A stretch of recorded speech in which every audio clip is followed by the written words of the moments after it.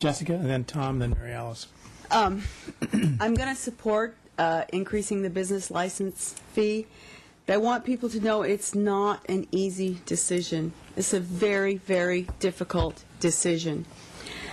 I've decided philosophically that the only good reason ever to raise taxes is that you really need the money. And that's the situation that we're in. We worked very hard on this budget. We made decisions that were painful, difficult, gut-wrenching. But in the end, I am committed to sustaining a certain quality of services for Kirkland citizens. I'm supporting the increase in the business tax because we need to be consistent with our sister cities. I don't agree with the characterization that Bob gave. Redmond has a head tax. It's $90 per employee. They also have a business license fee in addition to that. I am a business owner in the city of Seattle. I pay a business license fee every year, and I pay a B&O tax to the city of Seattle on my revenue. I would pay 25%.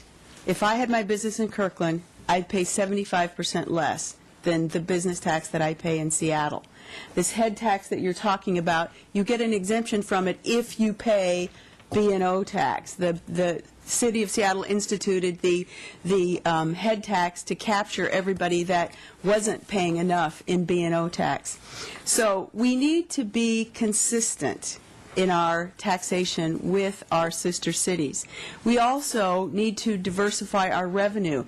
If we've learned anything in this extremely painful budget process, it's that we're way too dependent on sales tax. We're way too dependent on property tax. We need more sources of revenue, and this tax will bring our tax from businesses not equal to those other two taxes, but a more reasonable percentage of our total revenue.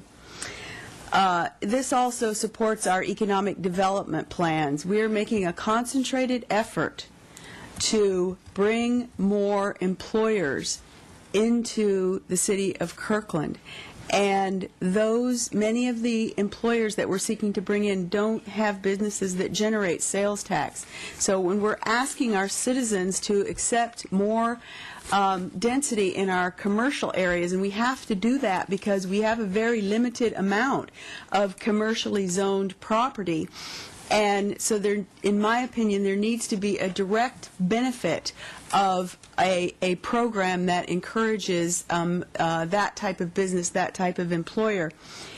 But the most compelling reason for me is that, honestly, we really need the money. Now, Bob is correct. Our budget is not perfect. It is very flawed.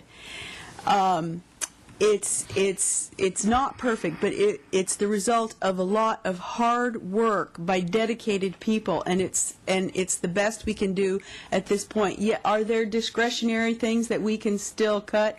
Yes, we can, and we will, because our budget is going to be a work in progress even after it is adopted, because we know we're going to have a constantly changing revenue picture. A commitment that I will make to you is I am supporting the $100 per employee, and we call it a head tax, but it's really a per FTE, full-time equivalent. It's not a per employee tax. It's a per full-time equivalent. And I am supporting that because I believe that business needs consistency. And as long as I am on the council, I will vigorously oppose any increase to this tax if we do, in fact, pass it. So at least Kirkland business owners will know that in the future, as long as I'm on the council, and I'm only one person, but I will fight to keep it at that level.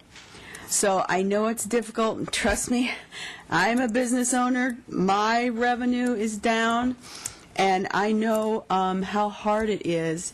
But I support this because honestly, in order to maintain the quality of service that keeps this a great community, we need this revenue. Thank you, Jessica. Tom?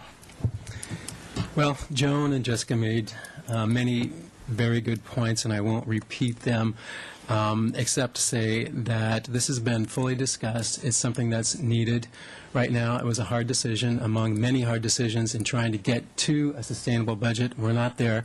We have work to do, but this is one of the things that is necessary to try to accomplish that, so I will support this.